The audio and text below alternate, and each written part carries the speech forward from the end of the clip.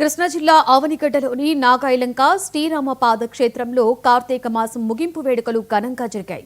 భక్తులు కృష్ణమ్మకు 550 చీరలతో సారెను సమర్పించి నదీ తీరాన్ని సందడిగా మార్చారు.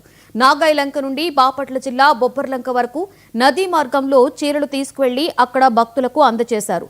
పసుపు, కుంకుమ, రైకలు సమర్పించి ప్రత్యేకమైన పూజలు చేశారు. ఈ వేడుకలను ఎమ్మెల్యే మండలి బుద్ధప్రసాద్ ప్రారంభించారు.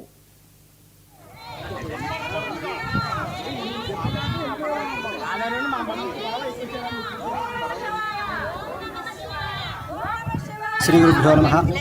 పవిత్రమైనటువంటి మన ఆంధ్రప్రదేశ్ కృష్ణానది తీరంలో ఈ కృష్ణా జిల్లా నాగాలంక వైపున అటు బాపట్ల జిల్లా బాపట్ల జిల్లా బొబ్బర్లంక గ్రామంలో ఈ రెండు వైపుల నుంచి వినూత్నంగా ఈ యొక్క కార్యక్రమం చేయడం గతంలో గుజరాత్లో చేసినట్టుగా ఈ ప్రయత్నం విన్నాము. ఆ తర్వాత నాకు తెలిసి ఈ ప్రాంతంలో ఈ వినూత్నంగా ఎంత వైభవోపేతమైనటువంటి ఈ కార్యక్రమం నేను ఇదే మరలా చూస్తున్నాను.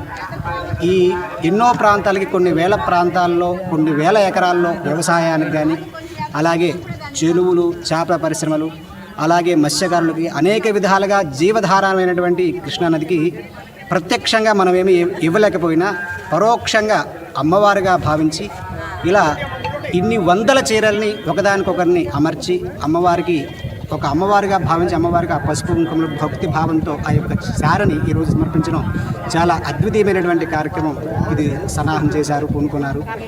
శ్రీరామ పాదక్షేత్రం మరి ఈరోజు అశేష భక్త జనావాహినితో అందరి భక్తుల సహాయ సహకారాలతో పవిత్ర కృష్ణవేణి మాతకు భక్తుల సహాయ సహకారాలతో వారి చేతుల మీదుగా స్వయంగా మన గౌరవనీయులు మండలి బుద్ధప్రసాద్ గారి దంపతుల చేతుల మీదుగా సుమారుగా 504 చీరల మహాసార సమర్పణ కార్యక్రమం నిర్విఘ్నంగా ప్రారంభమైంది. ఇప్పుడు మీరు చూస్తున్నటువంటి ఈ వేడుకలో ప్రతి ఒక్క మహిళ కూడా వారికి దీర్ఘ సౌమంగళ్యాభివృద్ధి కలగాలి, మరి ఆ కృష్ణవేణి మాత యొక్క పరిపూర్ణ అనుగ్రహం కలగాలి, మరి అటువంటి సౌభాగ్యతను మాకు ప్రసాదించ తల్లి అంటూ అశేష భక్తజనావాహిని నాగాలంక మండలం చుట్టుపక్కల గ్రామ ప్రజలంతా కూడా ఇచ్చేసి ఈ బృహత్కరమైనటువంటి కార్యక్రమంలో పాల్గొని అమ్మవారి యొక్క ఇంత ముందు వరకు ఈ చుట్టుపక్కల కానీ మనకు తెలిసినటువంటి జిల్లాల్లో కానీ ఎక్కడా కూడా ఇటువంటి వినూత్నమైనటువంటి కార్యక్రమం చేయడం జరగలేదు.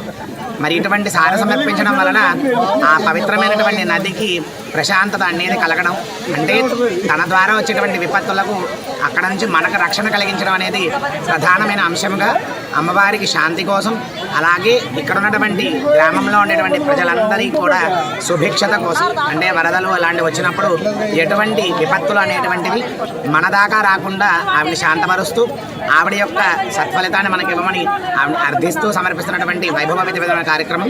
కాబట్టి ప్రతి ఒక్క భక్తులు కూడా దీంట్లో పాల్గొని ఈ వైభవోపేతమైనటువంటి కార్యక్రమాన్ని దిగ్విజయం చేయవలసిందిగా మనసారా కోరుకుంటున్నాం. శ్రీరామ